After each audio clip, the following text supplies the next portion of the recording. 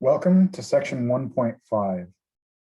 So in this section, we will continue to build on what we've already studied about linear equations and talk more about the solution sets. Specifically, just to kind of give you a general sense, we're going to talk about homogeneous systems of equations, parametric vector form, and solutions to homogeneous systems. What this in essence means is that we are going to talk about the general solution when there is more than one solution, and some other aspects such as that. So let's start off with homogeneous system of equations. So what is a homogeneous system? Well, it's a homogeneous if it can be written in the form AX equals 0. So here we take this a step forward because now we're talking about the solutions to a system that equals the 0 vector. By the way, this always becomes much easier to deal with because think about an augmented matrix. The whole right column would all be 0. So no matter what row operation I do, it's not going to change that column, and it makes my life a lot easier. Every homogeneous system has at least one solution. Now, this should make some obvious sense because if you think about it, there's always the 0 vector. Now, we actually call that the trivial solution. And the question comes, is that the only solution? So is there a solution, hence a non-trivial? So trivial is always the 0 vector. It's always the solution. Question is there another one? So let's just do an example to kind of get this going. I want to know if this system right here has a non-trivial solution. Remember, since it already has one solution, if it has more than one solution, that's the situation where you have infinite solutions. So we take the matrix, we turn this into an augmented matrix, and then we row reduce. So since you should have practiced this and after you've gotten really good on last week's homework, go ahead and pause the video and try it.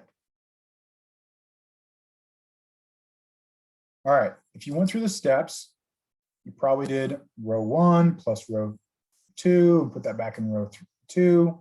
So we get this, and then you probably went like, I don't know, 2 times row 1 and subtracted that from row 3, and you get this. Now, resetting with a new matrix, obviously we can add the second and third rows together, and we end up with a row of all zeros. Now becomes something very interesting to notice. As we look at this in its current state, the question comes, does this tell us what we need to know? And the answer is yes. So even before I go any further, I can actually tell you right now that it has a non-trivial solution. The reason I can tell you that is because of that last column.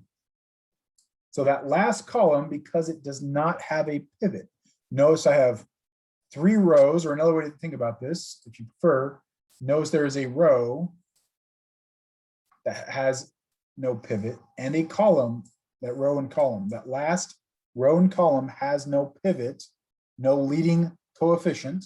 Thus, this has infinite solutions. And so it has to have another solution besides the 0 vector. So how do we finish doing this? Well, we continue with our row reduction. Instead of row echelon form as we have it, we want to go to row reduced echelon form. So if you didn't get there, go ahead and pause the video and keep going to row reduced echelon form. If you did, then just let's follow along. So I would scale a second row. So this 3 becomes a 1. Let me change colors. So that 3 again becomes a 1. All right. Now what's left is I now need to eliminate above this 1. So I have to eliminate, that has to be a 0. And I also need to scale this to become a 1. I would recommend getting rid of the 5 first and then scaling. So how would I get rid of that 5? Well, I would take 5 times row 2, since it's a 1, subtract it from row 1, and nicely eliminates that value. And now we can scale that top row by 1/3. And the reason, again, just emphasize that order. You didn't have to do that order, but I prefer it because fractions. Most of us don't like fractions. I personally don't have a problem with them, but I know that the majority of students do. So what does this mean? Well, taking this matrix, we can actually then determine that x3, which is our free variable, is 1. So I'm going to kind of just go back and show that off. If I change this into a system of equations, this would literally be x1 plus, sorry, not plus, minus 4/3 x3 equals 0, and then x2 equals 0. And x3, we don't know. We actually can't say anything about x3 because this final row doesn't give us anything. So what this means is, often remember, as we said before, we make this our free variable. So we could literally come back and change this into, let's say, I don't know, t. So I can make that, but I will leave it right now as x3 because I'll make that t for a second. So that means that x1 is equal to 4/3 x3, and x2 is equal to 0. All right, so what does that mean? Well, it's x3 is free, so we can make x3 t. Well, but here's a different way to also think about this. If I wrote my solution vectors x, which is x1, x2, x3, well, that's going to be 4/3 times x3 times 0, and then x3. Well, notice I can factor out an x3 of all those terms, and I get this, or in other words, we can write that as x3 times our solution vector, which namely is that 4/3, 0, 1. So this, any scalar along this, and that's actually our solution set. So this is a vector solution that we can then use for this specific example. And in fact, this gets us into the idea of parametric vector form. So again, what is parametric vector form? Well, parametric vector equation is some vector is an equation that's written as some scalar times a vector plus a scalar times another fixed vector. Okay, so, but S and T can be free variables, and a vector solution is called the explicit solution. So we actually usually like this form. It tells us an awful lot. So to come back to that, this form is really just another way to write something when we have our free variables. So again, I'm just going to come back to my solution here. In this case, I could have also written this instead. If you preferred, I could have written this as T times V, where V is a solution vector. It's a vector that's a solution, and I could have scaled it.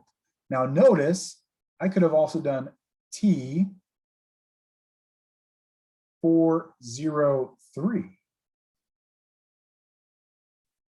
Why is this as much of a solution as this right here?